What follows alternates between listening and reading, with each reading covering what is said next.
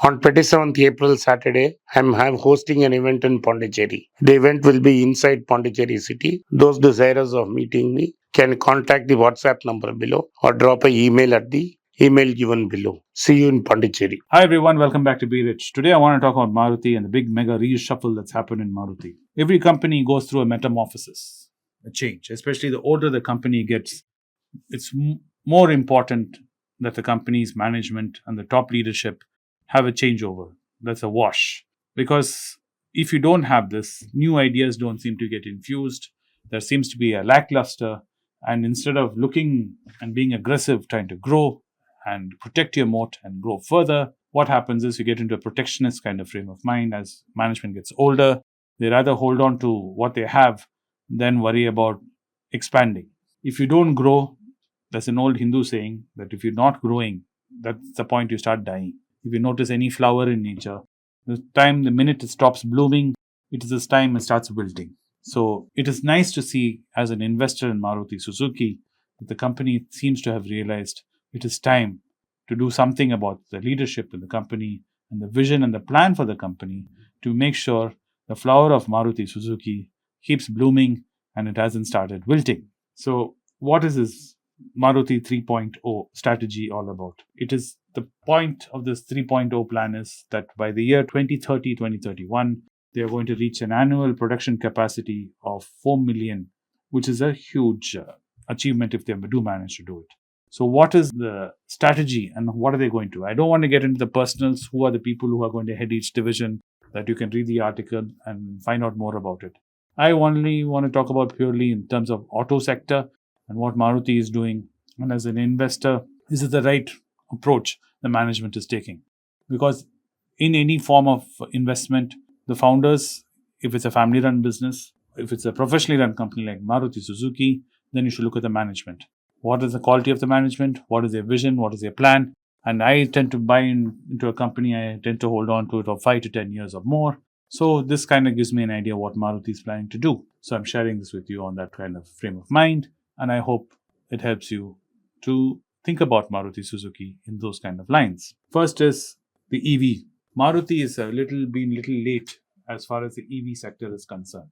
I don't blame them for this because their parent company, which is Suzuki in Japan, the Japanese themselves are not big on EV. They believe more on hybrid. And even Toyota, which is one of the world's largest automobile companies, has been very slow on EV and they've been focusing more on hybrid and they're betting on hybrid as the future of automotive technology. EV will not be cutting the rug.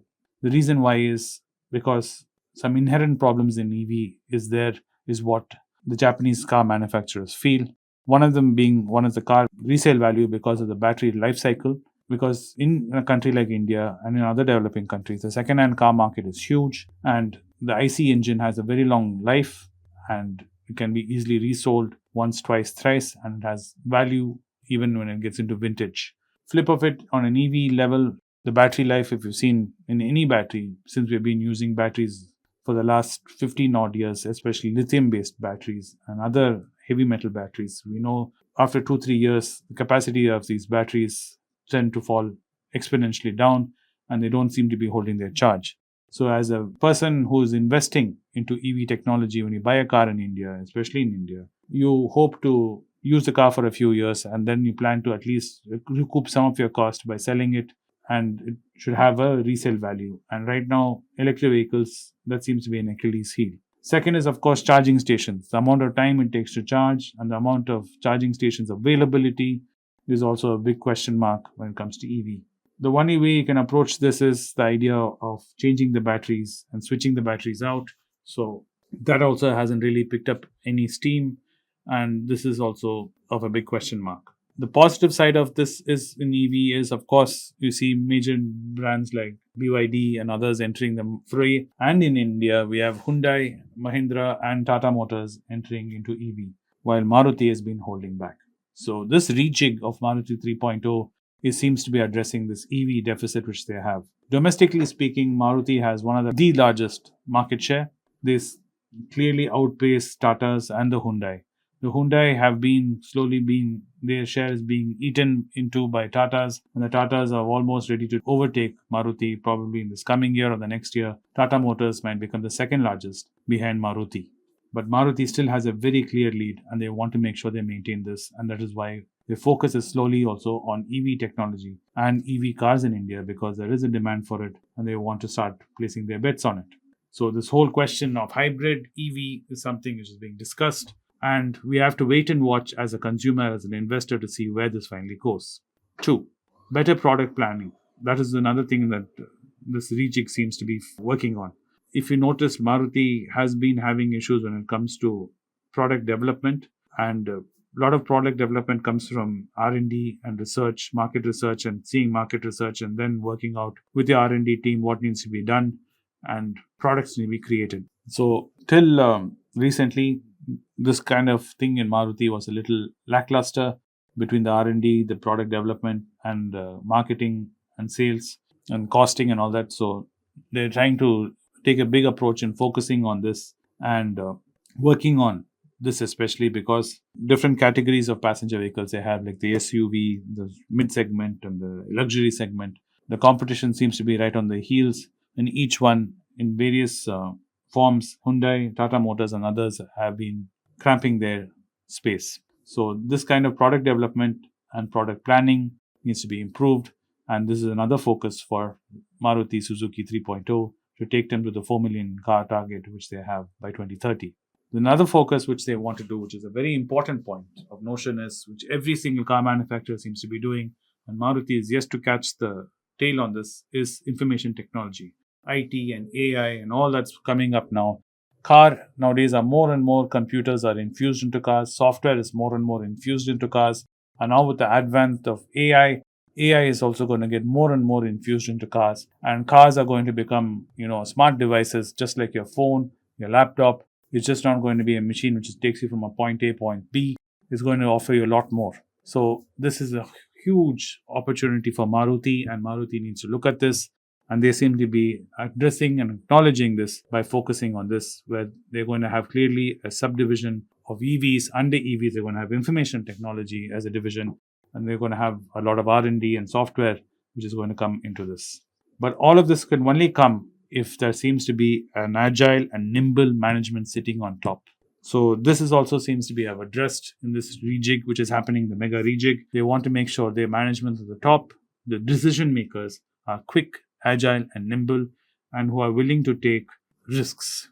Because the thing with human beings is, as we get older, we become more and more risk averse. As you know, when you are younger, you're ready to take a risk. You don't care about the consequences. As we get older and older, we worry more and more about the consequences of our action, and we tend to take less and less risk. And after a certain point, we become so scared we don't take any risks. So the management needs to address this, and the board seems to have addressed this by changing the top in such a way that it is more quick to making decisions, and decision making is going to have some bets which may be considered a little more forward thinking. So this fresh push from Maruti, as an investor, as a shareholder, I think is a wonderful thing. I don't see anything wrong with it. It is a much needed and much awaited rejig, is what I feel. I would like to know what is your opinion about this. I do strongly urge you to go read about this in the articles in the news media. Form your opinion and do let me know in the comments what you think about this. It is very important in history, if you have noticed, companies like Nokia, BlackBerry, which I keep repeatedly mentioning, and other companies which you can think of in the annals of history, which have failed to change its vision, to be aware of the changing situation in markets and reinvent itself, and suddenly, from the greatest of heights, disappear into oblivion. So that is why it is important to always have these rejigs from now and then. If you've always been wondering why, shake a cart which is already doing very well. Why should you change something if it's doing well? The point of sometimes change is to make sure that it continues doing well. It's like pruning a tree and making sure it still keeps yielding fruits. I hope you found this video informative and entertaining as always, and I'll see you in the next one soon. Bye. It's a great privilege and honor that so many of you in thousands have subscribed to my channel and have supported me. I have written 2 books in English, The Alchemy of Money and Ordinary Stocks, Extraordinary Profits. These books are published by us and are ready. If you want to procure a copy, send us a message to the WhatsApp number given below and my team would respond to you. If you want an Amazon Kindle copy, you can click the link below. Finally, those who wish to consult with me can send a mail to berichenglish@gmail.com. Once again, I thank you for your support. If you like this video, press the subscribe button of my channel, hit the like button and turn on the bell notification.